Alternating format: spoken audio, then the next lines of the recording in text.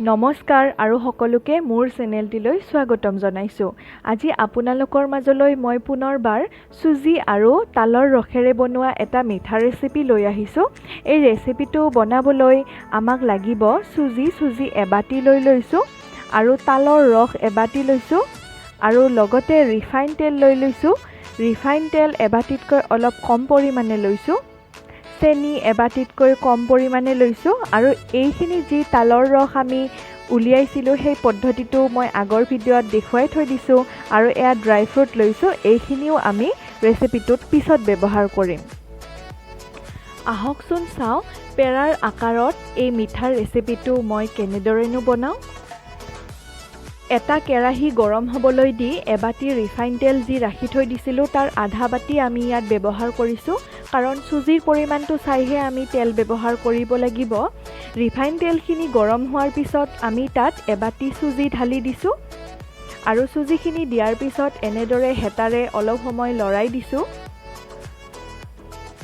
আৰু চুজিখিনিয়ে ৰং সলনি কৰাৰ পিছত আমি তাত চেনিখিনি ব্যৱহাৰ কৰিম। যিখিনি চেনি আমি ৰাখি থৈ দিছিলোঁ সেইখিনিও ইয়াত ঢালি দিছোঁ আৰু এনেকৈ আৰু অলপ সময় লৰাব লাগিব।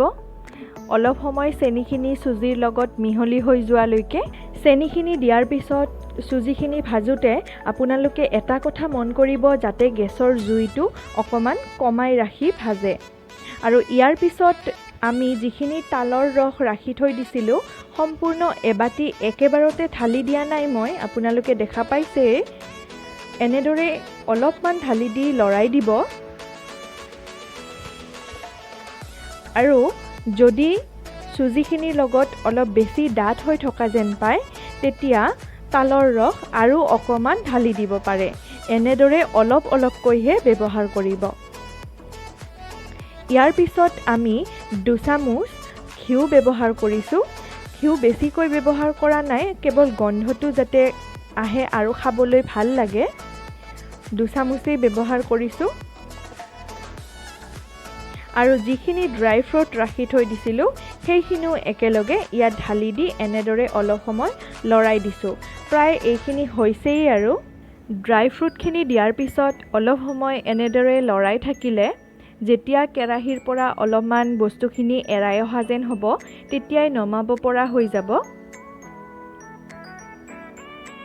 এখন কাঁহীত এনেদৰে মই গোটেই বস্তুখিনি নমাই লৈছোঁ আৰু সামান্য ঠাণ্ডা হোৱাৰ পিছত 2খন হাতত ৰিফাইন তেল সানি লৈ এনেদৰে গোল গোলকৈ দি চেপেটা কৰি পেৰাৰ আকাৰত বনাই গৈছোঁ।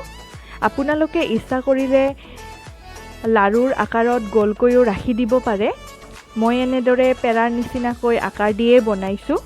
এইখিনি বনাওঁতে মোক জেঠীমায়েও অকণমান সহায় কৰি দিছে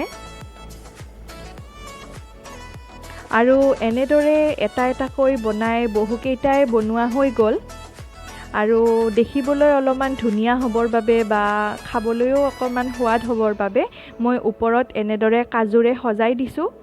আপোনালোকে যিকোনো ড্ৰাই ফ্ৰুট ব্যৱহাৰ কৰিব পাৰে। এয়া দেখিলেনে তালৰ ৰসৰ সৈতে চুজিৰ এই ৰেচিপিটো খাবলৈ বহুত টেষ্টি হৈছিল। আপোনালোকেও ঘৰত এনেদৰে বনাই চাব আৰু যদি এই ৰেচিপিটো বনাই খাই ভাল লাগে তেতিয়াহ'লে মোৰ চেনেলটো লাইক কৰিব আৰু ছাবস্ক্ৰাইব কৰিব, কমেণ্ট কৰিব।